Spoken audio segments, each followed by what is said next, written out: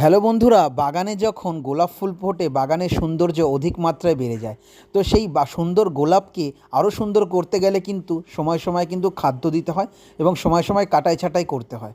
এবং কাটাই ছাঁটাইয়ের সাথে সাথে গাছে যখন কুঁড়ি আসে সেই কুঁড়িটাকে যাতে অনেক দিন ধরে ফুটে থাকে এবং কুঁড়িটা যাতে সুন্দরভাবে ফুটতে পারে, তার জন্য গাছে কিন্তু ক্যালসিয়ামের দরকার পড়ে।